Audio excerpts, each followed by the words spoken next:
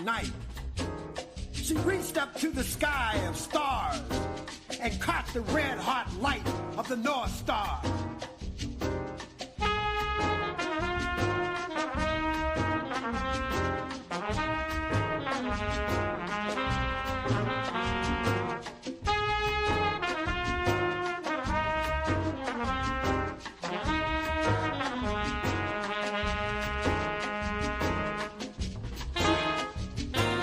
Opened the earth, walking with blood-soaked feet. She challenged the whip, the gun, the knife. She challenged the fire, pulled from the bodies of slaves, made into laws, prisons, and courts.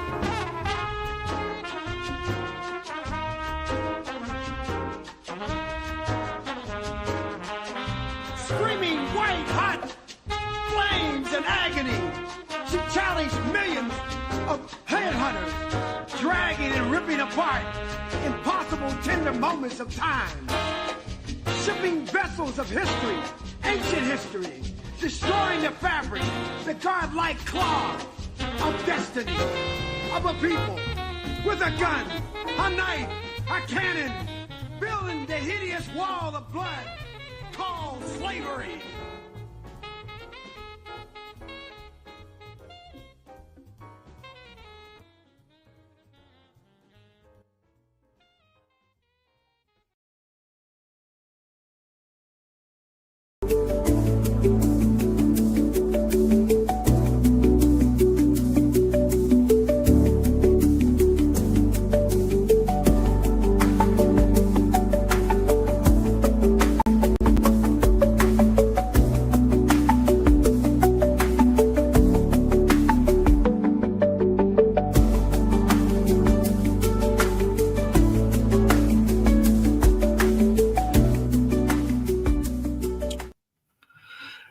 Well, greetings and welcome back to everybody.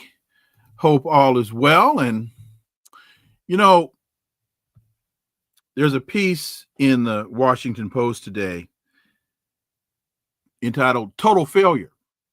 Israel's return to war heaped ruin on Gaza and did little for Israelis. And subheadline is, Israel ended a truce in Gaza in March, hoping to break Hamas. The move has heightened suffering for Palestinians, but achieved few, if any, Israeli goals. Look at what is happening. The narrative is shifting, not to the degree it needs to, but it is shifting. Why? Let's connect some dots and find out.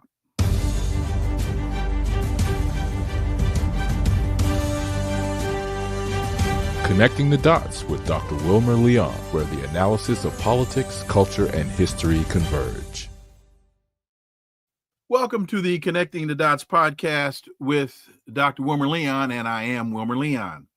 With each show, my guests and I provide insight and analysis into current events and the broader historical context in which most of these events take place.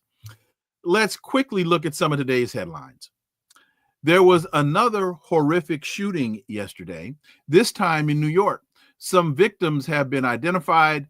Mayor Adams says the shooter left a note referencing CTE. 3 of the 4 victims have been identified in Monday's shooting inside a Manhattan office building. Authorities are investigating a note left by the gunman, Shane Tamura, according to Mayor Eric Adams. Adams said in a TV interviews that the note referenced chronic traumatic encephalopathy, easy for you to say, a disease linked to head trauma, and that Tamura incorrectly believed he was a former player in the NFL, which has offices in the building. Another story, Ghislaine Maxwell wants immunity and questions in advance to testify for Congress. The House Oversight Committee has subpoenaed Jeffrey Epstein's imprisoned associate for a deposition on August 11th. Folks, this is not about immunity. This is about insanity. Whatever it was she has to say, why didn't she say it before she was sentenced to 22 years in prison? Unless she comes before Congress with an unredacted book of her and Epstein's clients, this is nothing but a distraction. Unless her congressional testimony is open to the public, this is nothing but a dog and pony show with no dog and no pony. Whistleblower Emile Beauvais misled lawmakers about a case of New York City Eric Mayor Adams. A third whistleblower has come forward to challenge the federal judicial nomination of Emile Beauvais, sharing evidence with lawmakers suggesting the controversial former attorney for Donald Trump and current top Justice Department official misled lawmakers about his handling of the dismissal of public corruption charges against New York Mayor Eric Adams. Interesting. Today, I was watching MSNBC and Senator John Kennedy from Louisiana said, when you have a whistleblower coming forward every Thursday, you tend to become desensitized to it. Really, Senator Kennedy? Because to me, if enough people are on your front porch, banging on your door, yelling fire, don't you at least look outside to see if your house or your car is on fire? I know that I would, but that's probably just me. So with that, on today's episode, the issue before us is, and let me read this from the Washington Post. When Israel broke its ceasefire with Hamas in March and returned to all-out war in Gaza, the country's leaders said that the new military campaign and blockade on food would force Hamas to release more Israeli hostages in exchange for fewer Israeli concessions. 4 months later, that campaign is now increasingly perceived in Israel and beyond. And folks, this is the Washington Post, as a strategic, diplomatic, and humanitarian failure, especially as starvation rises in Gaza. This, as The Guardian reports, Saudi Arabia and France to lead UN push for recognizing Palestinian statehood. 2 countries open 3-day conference at UN with goal as part of peaceful settlement to end the war. And this while Netanyahu says, folks, don't believe your lying eyes. No one in Gaza is starving. Quote, there is no policy of starvation in Gaza, and there is no starvation in Gaza. And folks, here's the chuckle. That's even a bridge too far for Donald Trump. Trump said earlier yesterday he disagrees with Netanyahu on the claim of no starvation in Gaza, noting the images emerging of emaciated people. Quote, those children look very hungry. You think? Well, folks, let's turn to my guest. He's a teacher, a human rights activist, a political commentator, and analyst. Brother KJ Noh, as always, welcome back to the program. Pleasure to be with you. Before we get to the discussion on Gaza, I was watching MSNBC today, and the topic was Pete Buttigieg warns Democrats can't go back to status quo after Trump.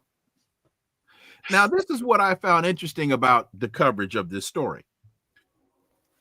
Cornell Belcher, a Democratic Party strategist, was being interviewed about Buttigieg's comments.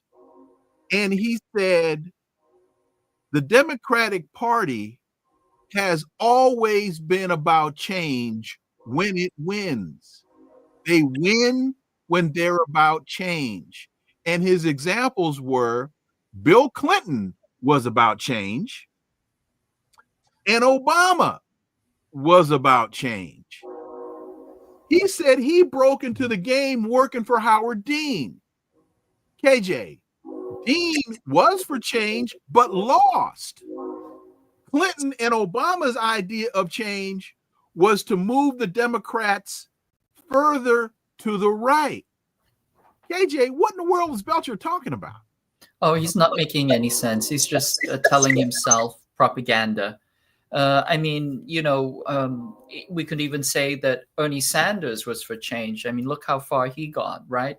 The fact is that the US has a two-party duopoly, and you can change the party, but you cannot change the policy. The things that matter, the things that people want, not going to war, having a decent livelihood, having medical insurance, none of these things can happen because you cannot have change.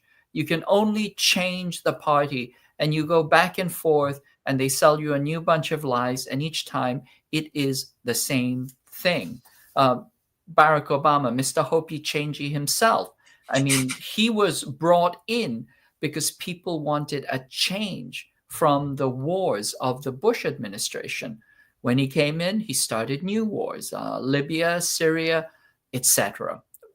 Same thing for President Trump. When President Trump was elected, people wanted an end to the wars. Now what do we have? More wars. It's not possible. It doesn't. The system doesn't allow change. It allows you the illusion of change, but nothing substantive can ever change. And that is the curse of the two-party duopoly that we have right now. Amina Aldeen, thank you very much.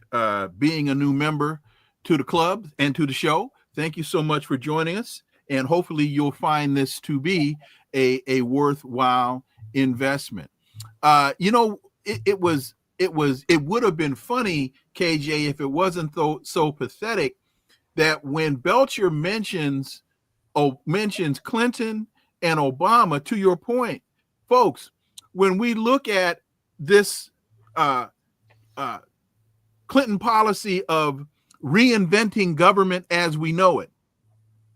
In fact, his vice president published a book during the Clinton administration. Al Gore published a report, changing or reinventing government as we know it. That was really capturing a lot of the Republic ideas, putting Democratic Party spin and language on it, and getting it through. That's one of the reasons why Republicans hated Obama so vehemently, is because he co-opted a lot of their stuff. And so when we look at what is being presented to us by Donald Trump, a lot of that stuff came out of the Clinton administration. A lot of that stuff came out of the Obama administration. And it's variations on the same theme, but still the co-optation, moving the country further to the right. And that's nothing that anybody would ever have expected 40 years ago from Democratic presidents. KJ.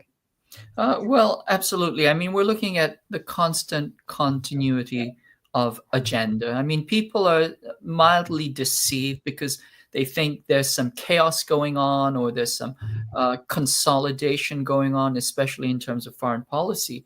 But actually, the continuity is evident. It's a continuous stream.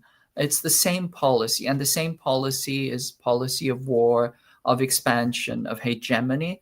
And of course, domestically, it's a policy of continued exploitation and immiseration. These are constants. They do not change. And so you're absolutely right. Obama, what did he do? He brought in the Republican healthcare plan. We call it Obamacare, but it was actually a Republican plan to, force everybody to get overpriced health insurance, privatized health insurance. Exactly what people did not want. People want single-payer public option.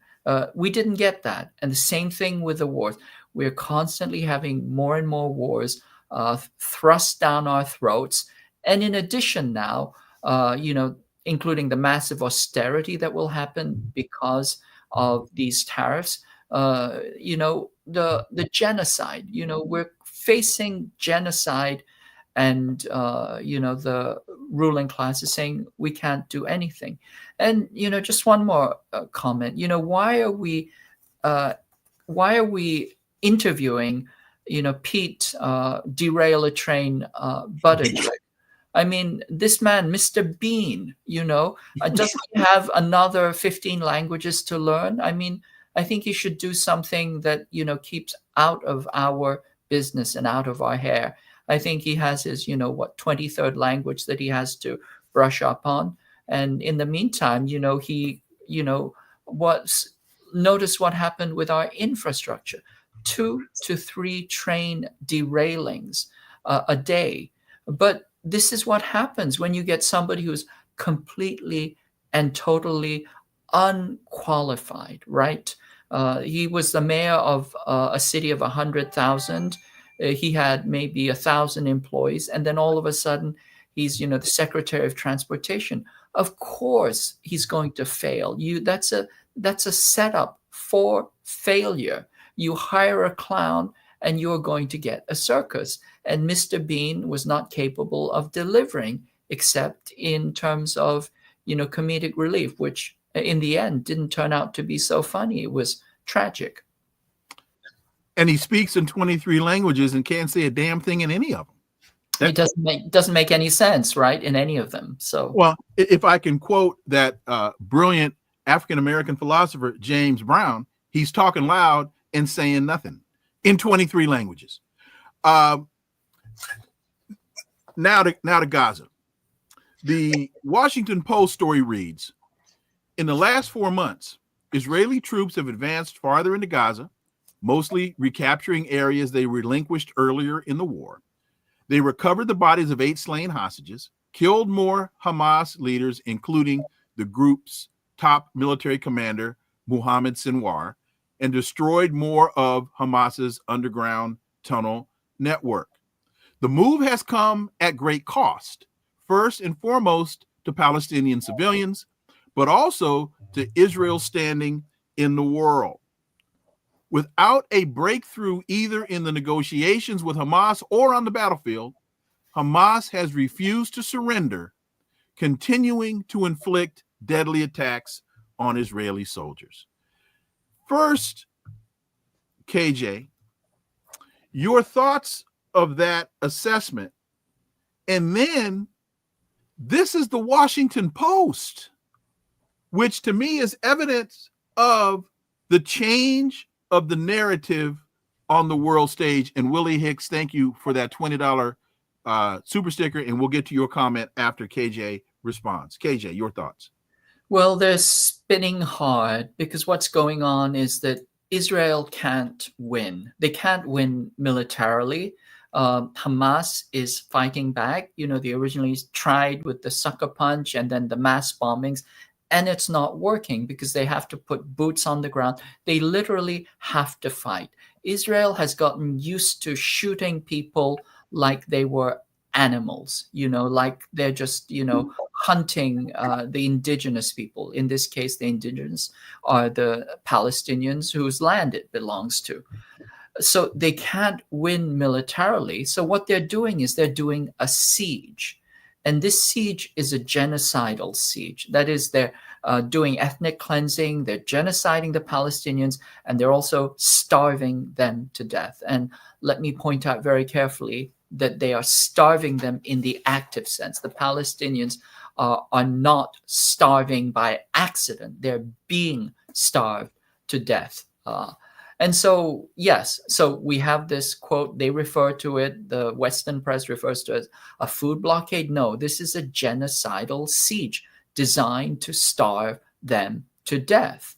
And inside that context, this is creating, even for the empire managers, the narrative managers of empire, This is creating something that even they are not able to explain away to the general public. And so now they're trying to change the narrative, and they're saying that, this has been some kind of a humanitarian failure. It's not a humanitarian failure. It's a deliberate starving of people to death with the idea of genocide. And you're distributing food, but you're using the food like bait traps, and you're, baiting people in and then shooting them. So, I mean, this is beyond horrific. It's beyond, the worst nightmares of any atrocity. And the Western media is trying very, very hard to spin it in some kind of direction. They're saying there's disapproval of the images.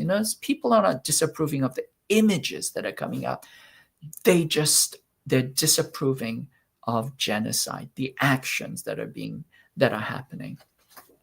And again, back to Willie Hicks. Thank you for that super sticker. Clinton's change was NAFTA. Obama's change was murdering Gaddafi and killing African unity. Even though they both claim to be for the middle class, they were both tools of U.S. empire corporations. Willie, well said, sir. I cannot debate that point in the least. And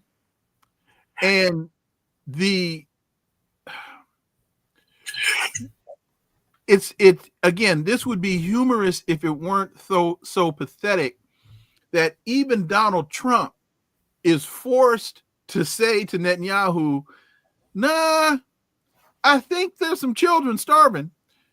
But these debates are always on the fringes. No condemnation, to your point, no condemnation of the genocide. We're still sending weapons to Israel. Democrats are still voting to send weapons to Israel. And they'll say, well, the circumstances on the ground are pretty bad, but nobody says we're going to put an end to this. Israel, you don't get another dime, blah, blah, blah, blah, blah. KJ. Well, I mean, that's the whole point, right? I mean, they could stop it overnight. They could stop it right now if they cut off the weapons and if they cut off the money, the funding. But they won't. So clearly the US is enabling this genocide. It is a partner. It is the facilitator of this genocide.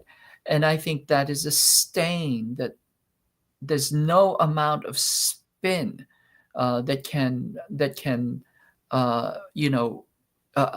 absolve you of that stain. Parents are being killed for the crime of wanting to feed their children. Doctors are being slaughtered for the crime of wanting to save human lives. Journalists are being killed because they want to because they want to tell the truth. I mean, this is a complete. I mean, the words fail me. There's nothing more to say. And the simple fact is, the U.S. could stop this immediately. It could stop this right away, and it's not. And instead, it wants to, wiggle and, create excuses and see if it can spin itself out of this. I mean, the media also is the most deeply complicit. They're responsible for the cover-up and the mischaracterization and the lies and the complete, facilitation of this. So Macron of France comes out and says that France in September is going to recognize Palestine as a state. And Spain comes out and supports the statement, and some other European countries come out and support the statement. And I was applauding Macron until I read further in the article, and he says they're running this through Mahmoud Abbas. And I said, oh, well, what? That's crazy. cloak and prestidigitation. Watch my right hand while I pick your pocket with the left. A boss doesn't represent anybody other than the interests of the West. KJ. Absolutely, yes. I mean, the Palestinian Authority has lost all legitimacy. But, Macron is a man who says one thing and does another, like many other politicians. Yes, well, France says that they might recognize Palestine. I say it's about 70 years too late. But, can we say better late than never? Maybe. But with Macron saying something, I really don't believe. I'll believe it when I see it. And in the meantime, I think these are just soothing noises coming out of yet another manager for the empire that is genocidal in its conception, in its actions, in its future actions.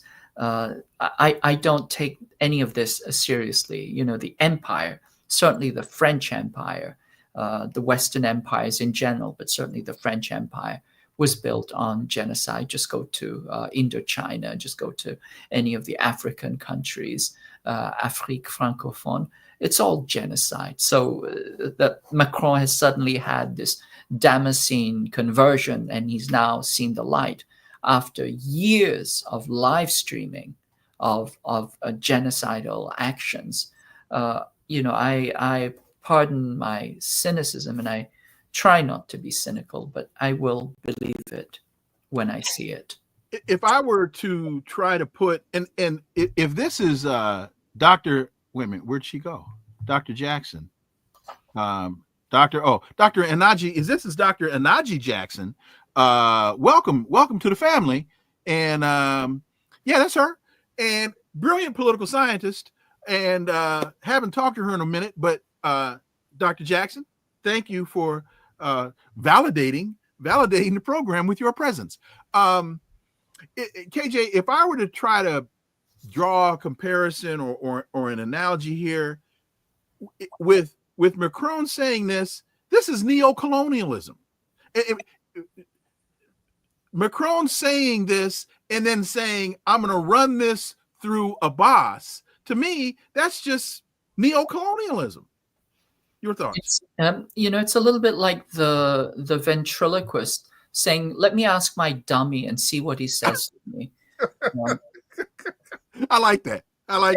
And in the meantime, I think that Macron should return Kanaki to the Kanak people. They call it Le Caillou. It's, this tiny little island that the jet-setting French fly to, for its emerald oceans. Just a few years ago, they were having a civil war. They want their country back. Macron was the one who opposed the return of Kanaki, to the Kanaks. So they need to return their colonies. They need to, give up their colonies and stop holding the entire planet hostage. This is a different topic, Wilmer, but the French have the largest EEZs, the largest ocean territory of any country on the planet, greater than any other country. They have 11 million square kilometers of ocean territory that they control. And this has to do with the fact that even as they were losing their land colonies, they decided they would expand their ocean colonies. So using this little pretext that they call the UN Convention on the Law of the Sea, which they kind of doctored to their advantage, they ended up with the largest ocean territory on the planet, followed only by, of course, the United States. In fact, the largest ocean territories are all controlled by the former colonial powers. And again, Dr. Jackson has been making a number of insightful comments, particularly about programs such as this and truth being conveyed through programs such as this. And again, folks, when a colleague comes on board and supports your efforts, it's incredibly satisfying and warming. She's a beautiful and wonderful political scientist out on the West Coast. With that, so KJ, the New York Times has another piece entitled Monday Briefing, Ukraine's Other War. Thousands of people took to the streets this past week to protest the Ukrainian government's efforts to hamstring two anti-corruption agencies. Zelensky was forced to back down and restore their independence. The protesters have won.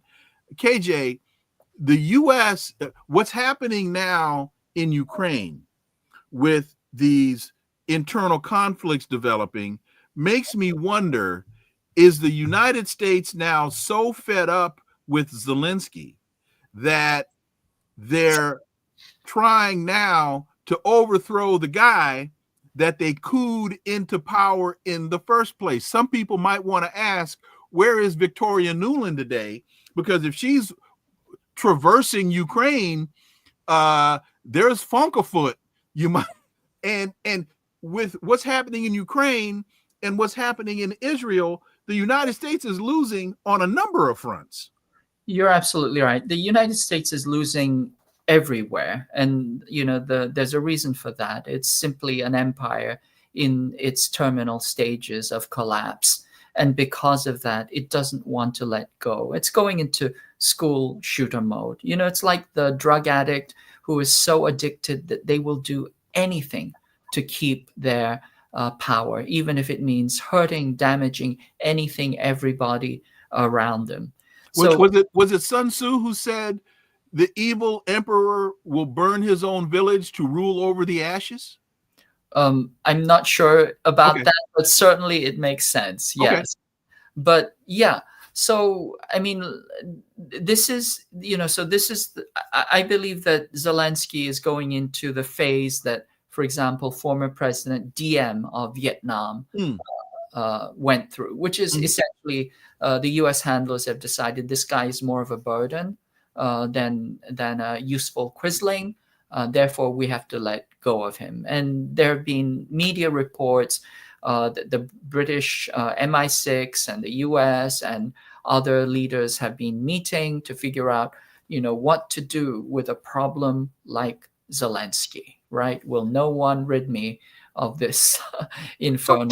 Yes. So explain. So just to take a step back, 2014, Victoria Nuland, Maidan coup in Ukraine. She's handing out boxes of cookies to folks, trying to foment this coup, and successfully foments the coup, putting Zelensky in power.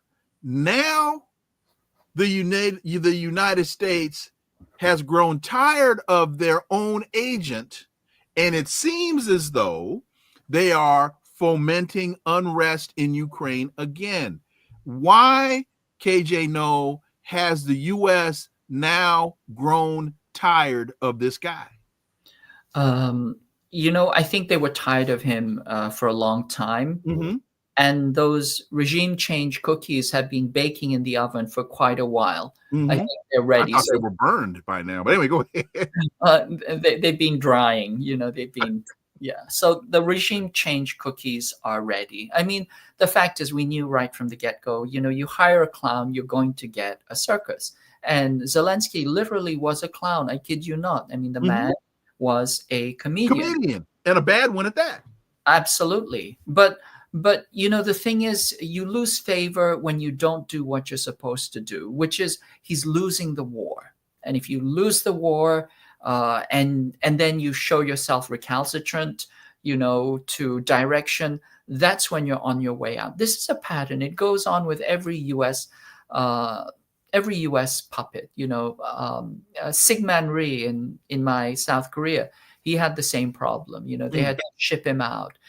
Every despot eventually gets shipped out because, and this is Kissinger's dictum again, right? It is dangerous to be an enemy of the United States.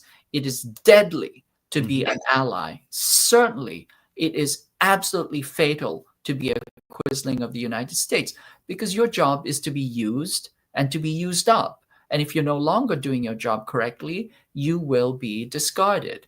Now, what's interesting in all of this is that the United States is trying to frame the issue as one of corruption. So Zelensky is corrupt. He tried to take down NABU and SAPO, which are anti-corruption agencies. People are rising up against him. Zelensky is corrupt. Therefore, his days are, his days are numbered. This is a complete misrepresentation of the state of affairs. The United States puts in people who are corrupt. They want people who are corrupt. They want people who can sell their country out. That's why they are in power in the first place. And this ties into the larger context, is that corruption is systematized in the US system. That is, the US is built, the entire Western capitalist system is built on corruption. It's an empire of lies, and it's an empire of corruption. I mean, the simple equation is this. In the United States, money is free speech, right? Mm-hmm. When you say money is free speech, what you've really said is that corruption is normal politics. You're saying corruption is politics. It's that simple. And we see so many examples, right? I mean, we see the corporate capture of all the systems of government. We can talk about what happened during the COVID era, when the corporations essentially, got indemnity and impunity for testing out untested technology on humans for massive profits. We can think about, the system of ambassadors. You and I have talked about this many times. Essentially, in the US political system, there's what we call the donor to ambassador pipeline. You pay enough money, you get an ambassadorship. In the US, you can buy your way into college. If you bribe your way into college with a small bribe, you will get arrested. But if you buy a building, endow a chair, etc., you can get into any college you want to. And so the entire system, the entire political system of lobbying is institutionalized corruption. So the US has built a system which is built on corruption from top to bottom. And when they go abroad, they want to find who is the most corrupt person that they can put under their thumb and utilize for their corrupt ends, for US interests. And of course, then you're going to get the most corrupt person. They always back the most corrupt side, the kleptocrats. And this is, shown throughout history. Syngman Rhee, Park Chung-hee, Chan Noh, Park Geun-hye, just in Korea alone. Let's go to the Philippines. Philippines, Marcos, right? Taiwan, Chiang Kai-shek, all of them corrupt. And so the US, now the media is trying to say, well, Zelensky is corrupt. No, he was selected because he was corrupt. He was selected because he was willing to sell out his country. And now all of a sudden, it's like, finding gambling in Casablanca, surprise. You're winning, sir.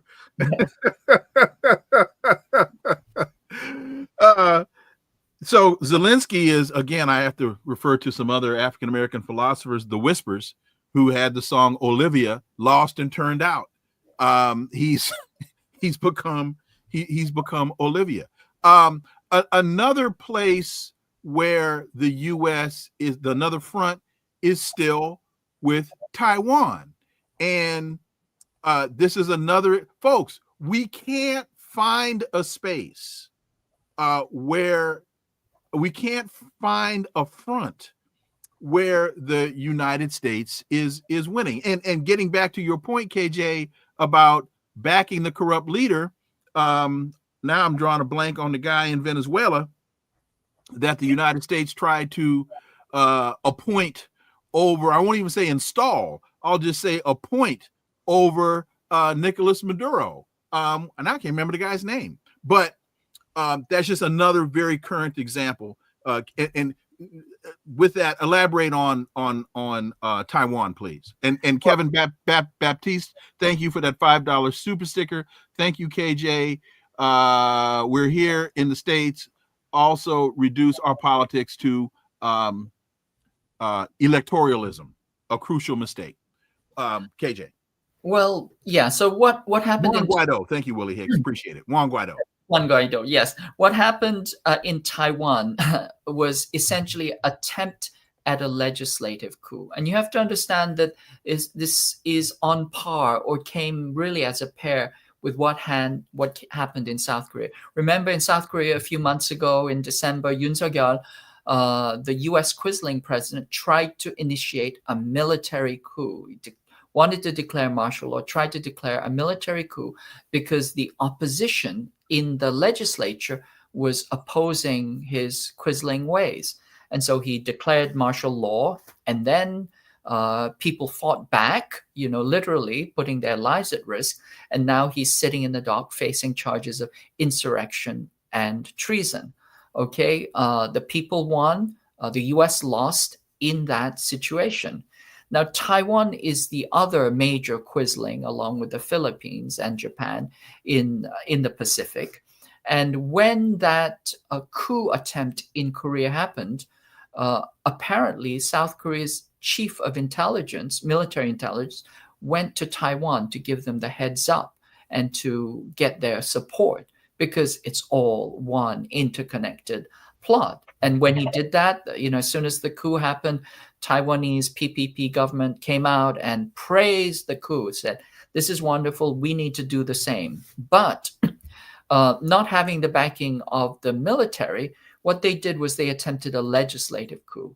And remember, in Taiwan has a system which is first past the post, which is generally considered not to be a democratic form of election. Usually, if you have first past the post, most countries don't have first past the post. You have runoff elections so that you gain at least a majority, not a simple plurality. But in Taiwan, the PPP won with about 28% of the electoral vote, which is, it's really a sham. So they have no legitimacy, but they were fiercely opposed in the legislature, which was held by the opposition. So what they did was they decided that they were going to get rid of all the opposition legislators, and they put forth a massive recall. This is really a legislative coup. They put a mass recall effort to recall all the opposition legislators. So 31 legislators that they wanted to recall out of, a very small legislative body. And just recently they held these recall elections, and 24 of these failed. There are 7 more that have to be conducted in August, but all 24 recall attempts fail, which is to say that the Taiwanese quisling PPP government was not able to do its legislative coup. It was roundly trounced by the people. But the calculation behind this was incredibly devious, because you only need 25% of the electorate to recall a candidate, although you usually need 50+% in order to elect them. And so they were manipulating the system to try and get a legislative coup so that they could do the bidding of the United States and thus escalate to war. But they were not able to do that. And so once again, another kind of failure in the US policy agenda in the Asia Pacific. And these failures are mounting up as they are, in militarily in Iran, in Palestine, and also certainly in Ukraine. Shifting gears to the economic front, Donald Trump is sitting in Scotland, or was yesterday, praising with Ursula von der Leyen, the head of the EU, this trade pact. But there was a piece in Sputnik, a new US-EU trade pact will maximize Brussels' vassalage, and it could collapse the economy. And we could get into Donald Trump using this trip to open up new golf courses. That's a whole nother conversation. But the details of the agreement still have yet to be worked out. So once again, he seems to be claiming victory while the battle still is waging. But at the same time, this whole idea of solidifying European vassalage to the United States, KJ? Well, I mean, the first thing to point out is von der Leyen is an Atlanticist. You know, her interests are the Atlantic coalition and the United States. She's thoroughly and completely vassalized. And so people say that, you know, she surrendered to the United States. No, she didn't. She surrendered to her own interests, which are with the Atlanticists that want war and hegemony. But even inside that, what we can tell is that this agreement, although it seems lopsided on the surface, there is no there. There's no hamburger for the U.S. to eat there, because, of course, they said, you know, it's $750 billion worth of energy commitments. Well, the United States cannot supply that much energy, that much LNG, let alone ship it, let alone, you know, decompress it and, decompress it from its liquefied state. And so it's complete nonsense. And then also there's this commitment to buy, you know, a vast amount of arms for the United States. But once again, the United States cannot produce it. There are no specifics. There are no timelines involved. So it's not a defeat for von der Leyen. It certainly is a loss for Europe and its citizens, because they've been sold into hawk, essentially trafficked into the U.S. Bondage. But for her, it's a win. It's a win for her class, you know, which is really the interest of the pro-war, pro-U.S., pro-Western, hegemonic Atlanticist class. KJ Noh, I know your time is short with us today. I greatly appreciate you fitting us into the schedule that you have. And as always, look forward to having you back. Thank you. Always a pleasure. Thanks, KJ. And so, folks, you know, there are some other elements here in terms of this whole trade issue. And this makes me wonder, you know, is the United States really just hustling backwards? The South China Morning Post reports China's imports of U.S. goods plunge amid trade war, complicating phase 2 of the deal. China has slowed or halted purchases of a slew of U.S. energy and farm goods in 2025. But, you know, they say shipments could soar. And I understand this is the South China Morning Post. Shipments could soar after a U.S.-China trade deal. As Donald Trump continues to claim concessions, what really seems to be happening in so many of these instances is the agreements that are being reached. Folks are basically negotiating the sleeves off of their vests. As KJ just pointed out, the EU has agreed to buy energy that the U.S. can't supply and to buy weapons that the U.S. can't manufacture. That's why you're having such a problem right now in the Ukraine as a result of the fiasco with the U.S. and Israel attacking Iran. They've depleted their stockpiles to below 25% of the weaponry that they need.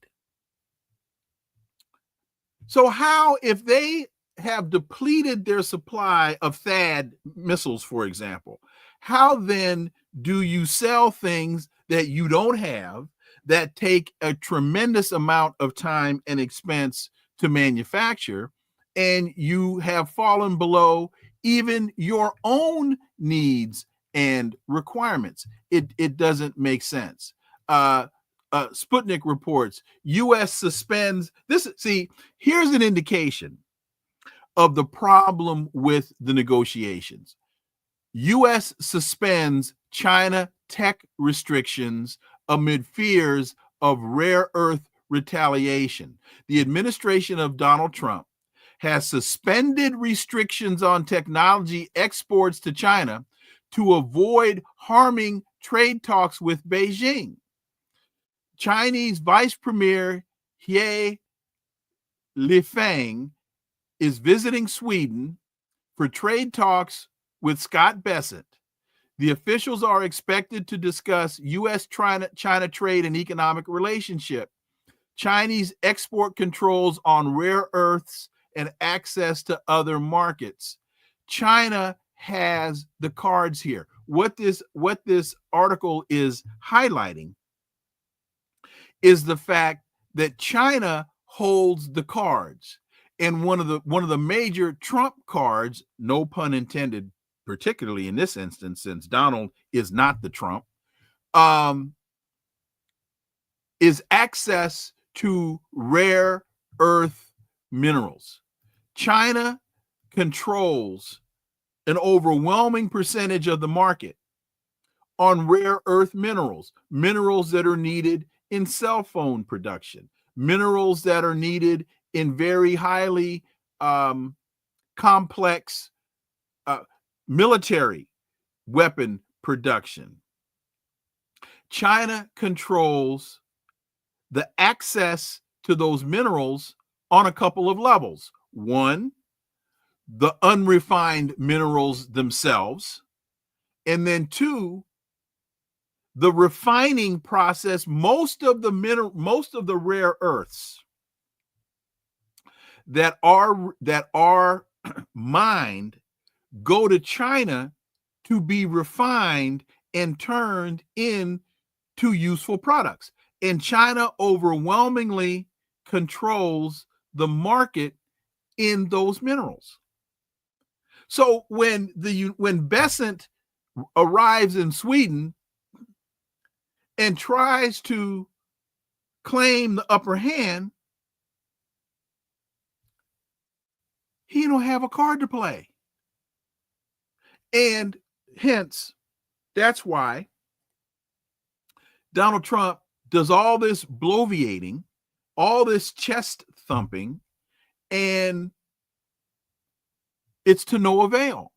Hence, he walks away with trade deals. You keep hearing, oh, we signed another deal. Oh, the United States signed a deal with the EU, but the details still have to be worked out.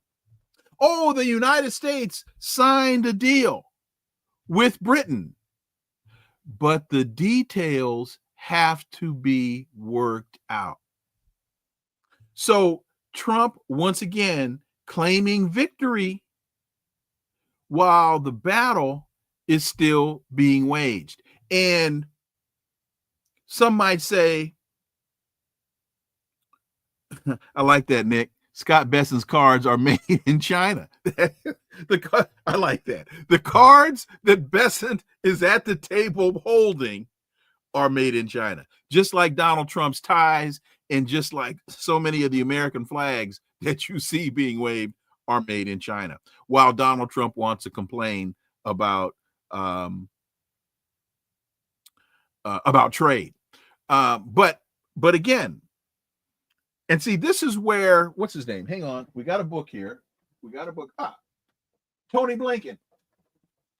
Tony Blinken, ally versus ally. And so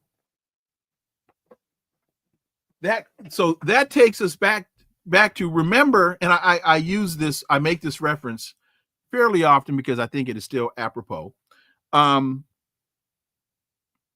Remember when Tony Blinken, during the Biden administration, had that meeting in Anchorage, Alaska with the Chinese delegation. And they're all sitting in the big room, sitting at the big table. You got the U.S. on one side. You've got the Chinese delegation on the other side. And Tony Blinken goes into this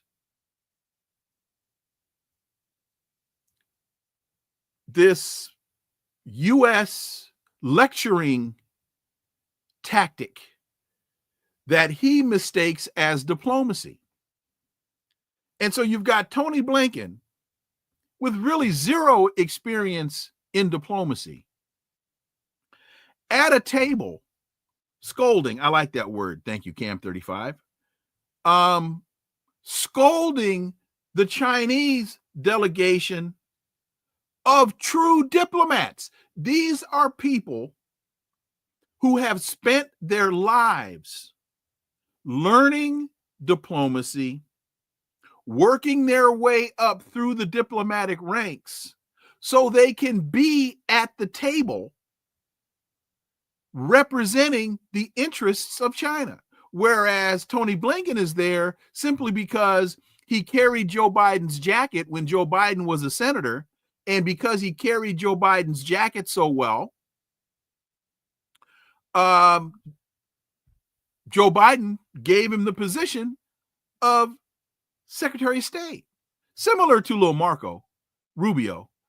Zero experience in diplomacy, but because he carried Donald Trump's jockstrap and seemingly carried it well, he got the job of Secretary of State. Zero experience in diplomacy. But these folks are going to sit at a table. So getting back to my story in Anchorage. So after, I can't remember, it might have been a day, the Chinese delegation did something that true diplomats rarely do. They got up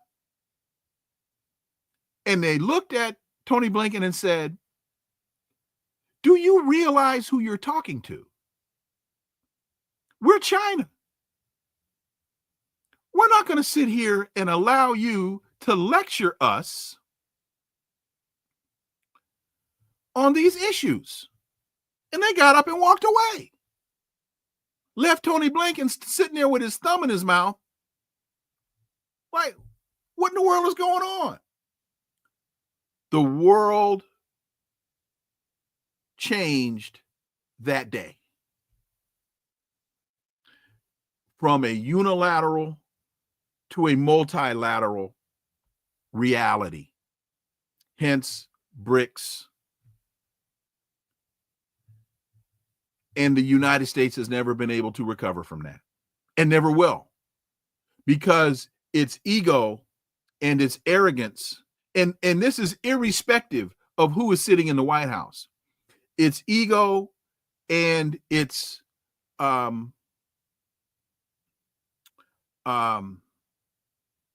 hubris has blinded it to the realities that are right before its very eyes. The world doesn't turn in that direction anymore. And so getting back to the point at hand, as Scott Bessent goes to Brussels or wherever in the heck he is, sitting at the table with China to engage in negotiations, Scott Bessent has to go to the table realizing he has no cards to play. He has no cards to play. So, with that being said, KJ Noh, my dear brother, thank you so much. You squeezed us in. You didn't have a lot of time today. You squeezed us in. I hope you all really enjoyed the conversation with Dr. Morandi yesterday. I told you on Monday I told you on Friday that I had a special guest lined up, and Dr. Morandi, Mohammed Morandi, obviously was the guest. I thought that was a phenomenal. Put who on the list, Cherie? Put him on my list. Put who on the list? Cherie. If you're saying put Morandi on the list, he's always been on the list. It's just getting him is a challenge. So that was a real get. I mean, Morandi and I are on very good terms. Just getting it on his schedule is a challenge. So I was very fortunate to get him yesterday. But anyway, with all of that said, KJ Noh, my brother, thank you so much. Greatly, greatly appreciate you fitting us into the time in your schedule today. Thank you all for listening to the Connecting the Dots podcast with me, Dr. Wilmer Leon. New show tomorrow. Dr. Jim Kavanaugh will return and grace us with his presence. Please follow and subscribe, leave a review, share the show, follow us on social media. Let me see. I think there were a couple of comments. Let me see if I can get a couple of these comments in. Lath as well. Lee, how is Lath? Lath is doing quite well. Lath will join us on Friday. So stay tuned. Lath will join us on Friday. Professor Morandi and KJ are fantastic guests. Yes, they are. Thank you very much. Colonel Wilkerson is on the list. In fact, I had Larry Wilkerson on my Sirius XM show 2 weeks ago. He's been on vacation. So I've got to reach Kevin. I've got to reach back out to Larry, and Larry will join us here as well. So with that, I will move forward here and get us out. Follow us on social media. Again, Jim Kavanaugh, Dr. Jim Kavanaugh tomorrow. And I've got a piece that's coming out. It'll be out tomorrow on Black Agenda Report. Palestinians are not starving in Palestine. They are being starved. That piece you can find tomorrow on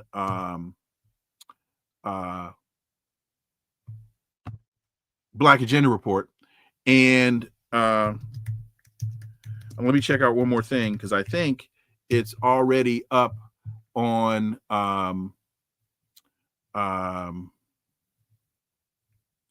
there's another site, now I'm drawing a blank on it, where I think it's already up. But anyway, I really appreciate you all staying with me for this. And I'll tell you where the piece is tomorrow.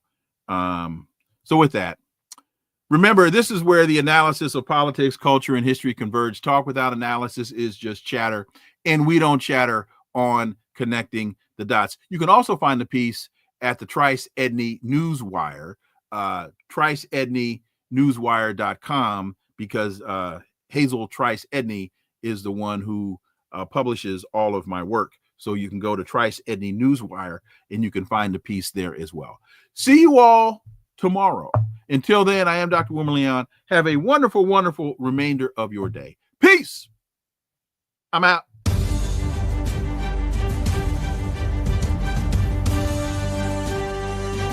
Connecting the Dots with Dr. Wilmer Leon, where the analysis of politics, culture, and history converge.